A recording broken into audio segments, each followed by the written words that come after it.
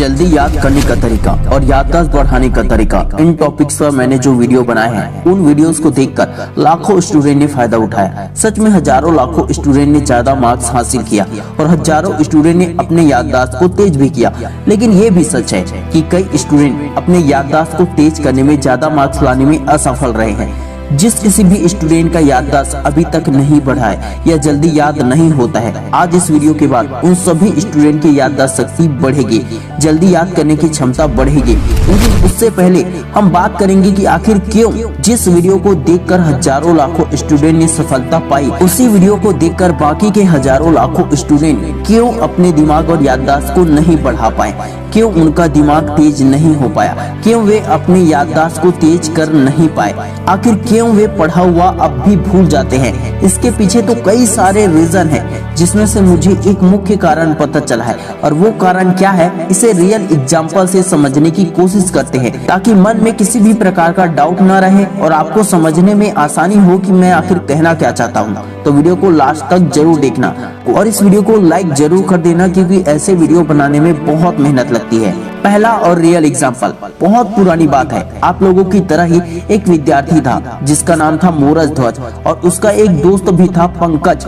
दोनों अपने याददाश्त को और दिमाग को तेज करना चाहते थे। उन्हें किसी ने बताया कि दूर जंगल में एक साधु सन्यासी रहते हैं जो हर बीमारी का इलाज तुरंत कर देते हैं। वो तुम दोनों को भी तेज दिमाग वाला विद्यार्थी बना देगा। वे दोनों ही उस सन्यासी के पास पहुंच गए और साधु से अपने मन की सारी बात कह दी।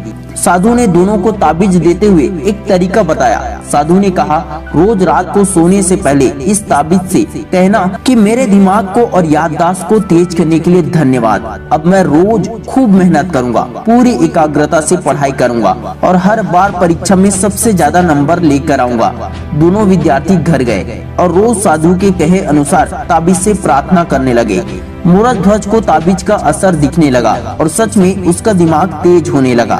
लेकिन पंकज को उस ताबीज का कुछ भी असर दिखाई नहीं दिया। मोरज ध्वज ने इस साल अपने क्लास में सबसे ज्यादा नंबर लाए, लेकिन दूसरे विद्यार्थी पंकज के नंबर बहुत ही कम आए। पंकज ने मोरज ध्वज से कहा, उस साधु ने मुझे बेवकूफ बनाया है, तुम्हें असली ताबीज दी इसलिए तुम्हारा दिमाग तेज हो गया, लेकिन मुझे उस साधु ने नकली ताबीज दी इसलिए मेरा दिमाग कमजोर ही रहा और मेरा नंबर तुमसे कम आया। दोनों साधु के पास वापस गए, साधु को सारी बात बताई। साधु समझ गया कि समस्या क्या थी। साधु ने पंकज से पूछा, क्या तुमने वैसा ही किया जैसा मैंने तुमसे कहा था? पंकज ने कहा, हाँ, आपने कहा था ताबीज से प्रार्थना करूंगा तो वो मेरे दिमाग को तेज कर देगा, लेकिन मेरा दिमाग तेज नहीं हुआ। फिर साधु ने मोरज ध्वज से पूछा, क्या तुमने वही किया जैसा मैंने तुमसे कहा था? मोरज ध्वज ने साधु से कहा, जी बाबा जी, मैं रोज सोने से पहले ताबीज को प्रणाम करके कहता था कि मेरे दिमाग को और याददाश्त को तेज करने के लिए धन्यवाद। अब मैं रोज खूब मेहनत करूंगा, पूरी एकाग्रता से पढ़ाई करूंगा और हर बार की परीक्षा में सबसे ज्यादा नंबर लेकर आऊंगा। और जब मैं सुबह उठता था तब भी मैं यही कहता था और जो मैं कहता था उससे रोज मेरा आत्मविश्वास और ज्यादा बढ़ जाता था। मुझे हर दिन एक अलग ही ऊर्जा और सकारात्मकता की अनुभूति होती थी। मुझे हर दिन लगता था कि सच में मेरा दिमाग तेज हो रहा है, जिसके कारण मैं हर दिन पूरी एकाग्रता से पढ़ाई करने लगा और मुझे पढ़ा हुआ सब कुछ याद रहने लगा। आपकी ताबीज ने सच में मेरे दिमाग को तेज किया है। साधु ने मोरज ध्वज को शाबाशी देते हुए पंकज से कहा कि मैंने तुम दोनों को कोई जादुई ताबीज या चमत्कारी ताबीज नहीं दी, तुम दोनों की ताबीज मामूली है जो कहीं भी बाजार में मिल जाएगी। जब तुम दोनों मेरे पास आए थे तो मैंने तुम दोनों में आत्मविश्वास की कमी देखी थी।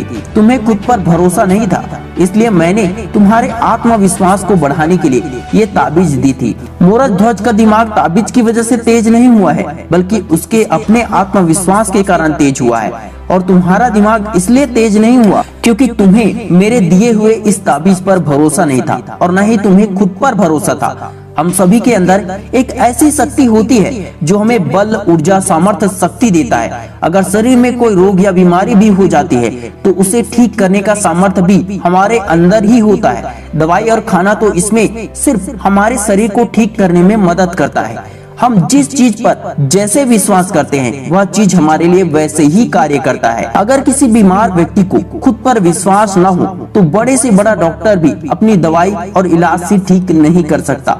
लेकिन अगर व्यक्ति को खुद पर विश्वास है तो वह कम खर्चों में, कम इलाज में, कम दवाइयों में भी जल्दी स्वस्थ हो जाता है। इसलिए मैंने तुम दोनों को एक ही चीज दी, लेकिन विश्वास की कमी के कारण तुम दोनों पर इसका असर अलग अलग हुआ। उस साधु ने दोनों ही विद्यार्थी को अमेरिका में घटी एक सच्ची घटना सुनाई। ये घटना आप लोगों के भी दिमाग को और ज्यादा खोल देगा। एक व्यक्ति को टीबी की बीमारी थी। उसके फेफड़े बुरी तरह से बीमार थे। उसके बेटे ने अपने पिता को ठीक करने का दृढ़ संकल्प लिया।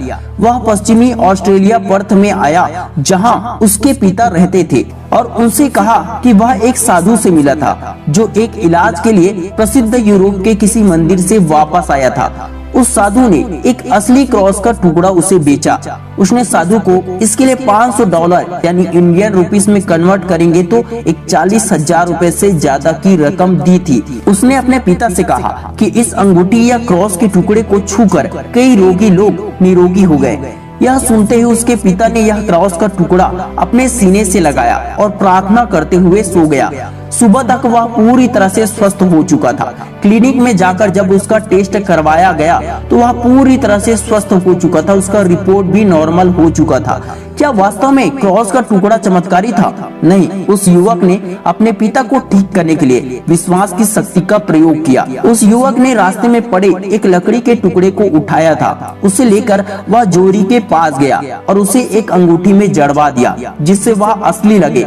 दरअसल वह व्यक्ति अंगूठी के कारण स्वस्थ नहीं हुआ था। वह व्यक्ति अपने आत्मविश्वास और अंगूठी पर विश्वास करके गहन प्रार्थना शक्ति से ठीक हुआ था। उसे उस अंगूठी पर इतना प्रबल विश्वास था कि उसने सोते हुए गहन कल्पना किया था कि वह पूरी तरह से स्वस्थ हो चुका है, जिसने उसके शरीर और दिमाग में चमत्कार की तरह कार्य किया। जैसे कि मैंने आप लोगों से पहले ही कई वीडियोस में कहा है कि हम सभी के अंदर एक सुपर पावर होती है। 5 तत्वों की शक्ति और ईश्वर की आत्मा सबके अंदर है, और सबके अंदर अगर ईश्वर की आत्मा है तो हम इस दुनिया में वो सब कर सकते हैं जो कुछ भी इंसानों के लिए संभव है।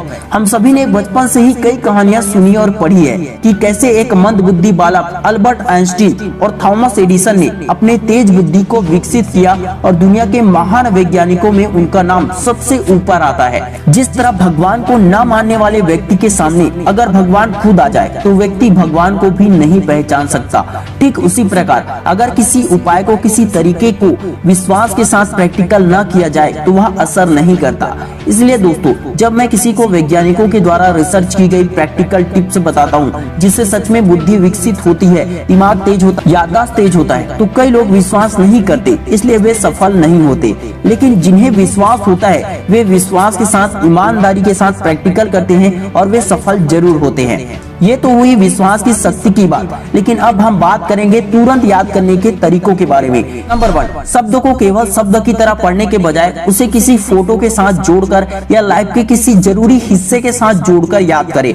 नंबर 2, हमेशा की तरह विषय को बोरिंग तरीके से याद करने के बजाय गाना गाकर पढ़े। जो भी विषय को याद करना है उसे कविता बनाकर पढ़े। नंबर 3, फिलहाल आपका एग्जाम आने वाला है या एग्जाम चल रहा है तो आप स्टूडेंट है, लेकिन उसके साथ साथ आप खुद के लिए एक टीचर भी हैं, इसलिए अपने आप को पढ़ाइए, अपने आप को डांटिए, अपने आप से टेस्ट लीजिए। ऐसा करने से आपको जल्दी से जल्दी याद होगा। नंबर 4, ये तरीका हर एक टॉपर स्टूडेंट अपनाता है। सिर्फ बार बार रिपीट करने से याद नहीं होता।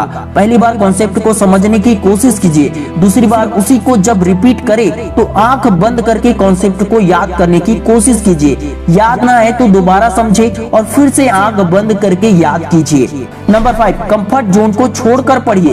एकदम से एक ही जगह पर बैठे बैठे पढ़ना आपके दिमाग को आलसी बना सकता है, बोर महसूस हो सकता है, इसलिए पढ़ने की जगह बदले या चलते फिरते काम करते हुए भी पढ़िए। नंबर 6, डेली ब्रेन एक्सरसाइज के लिए समय जरूर निकालिए, क्योंकि ब्रेन एक्सरसाइज याददाश्त को मजबूत बनाता है। जिस तरह से जिम जाने से बॉडी बनता है, हेल्थ बनता है, बिल्कुल उसी तरह से ब्रेन का एक्सरसाइज करने से ब्रेन भी, दिमाग भी, याददाश्त भी तेज होता है। नंबर 7, लिखकर याद करने के लिए समय नहीं है तो सिर्फ हेडिंग पॉइंट को लिखकर याद करिए। कम समय में हेडिंग पॉइंट दिमाग में आसानी से बैठ जाएगा। एग्जाम के समय हेडिंग पॉइंट के जरिए एक्सप्लेन करना आसान होता है, लेकिन जरूरी ये भी है कि हेडिंग पॉइंट का कॉन्सेप्ट क्या है उसे भी जरूर समझे। नंबर 8, आंखों से देखने और माइंड में याद करने के साथ साथ यदि मुंह से बार बार आवाज निकालकर पढ़ा जाए तो बोल कर पढ़ा जाए तो इससे दिमाग में जल्दी याद होता है और लंबे समय तक याद रहने के चांस चांसेस बढ़ जाते हैं, क्योंकि हम पढ़ने और देखने के साथ साथ सुनते भी हैं। इससे हमारा सेंस एक्टिव रहता है। नंबर 9, कभी भी पढ़ाई करते समय लय टूटने मत दो। एक कॉन्सेप्ट पूरा किए बगैर जल्दीबाजी में दूसरे कॉन्सेप्ट में बिल्कुल मत जाओ, वरना ज्ञान अधूरा रहेगा और अधूरा ज्ञान जल्दी भूल जाता है। कंसिस्टेंसी के साथ पढ़ो और पूरा पढ़ो। पूरा पढ़ा हुआ अपने हिसाब से एग्जाम में एक्सप्लेन करना बहुत आसान हो जाता है। नंबर 10, जल्दी याद करना है तो कठिन को सरल बनाने की कोशिश करो। सरल शब्दों में याद करो, जो आसानी से याद हो जाए, आसानी से समझ में आ जाए, वही सरल है। लेकिन यदि अधिक एफर्ट लगाना पड़ रहा है, अधिक मेहनत करना पड़ रहा है, तो वाकई में वो कठिन है। इसलिए सरलता से याद करने की कोशिश करो। नंबर 11, जैसा कि मैंने कहा था कि खुद पर भरोसा रखो। आप इतना मेहनत करते हैं, अपनी मेहनत पर भरोसा तो रखो, क्योंकि विश्वास में इतनी शक्ति है कि आज एवरेज दिखने वाला स्टूडेंट आने वाले समय में सबसे ज्यादा कामयाब इंसान बन सकता है। तेज बुद्धि प्राप्त करना, शक्तिशाली बनना आप पर निर्भर करता है, आपके विश्वास पर निर्भर करता है। दोस्तों, अगर ये वीडियो आपको हेल्पफुल लगा हो तो प्लीज इस वीडियो को ज्यादा से ज्यादा दोस्तों के साथ, फैमिली फ्रेंड के साथ शेयर जरूर कर देना और इस वीडियो में बताए गए बातों को फॉलो जरूर कर देना। ये आपके लिए हेल्पफुल जरूर होगा। लाइक, शेयर, कमेंट, सब्सक्राइब करना बिल्कुल भी मत भूलना। Wish you all the best दोस्तों। मैं शिवानंद साहू आपके सपनों को दिल से सपोर्ट करता हूँ। जय हिंद, जय भारत।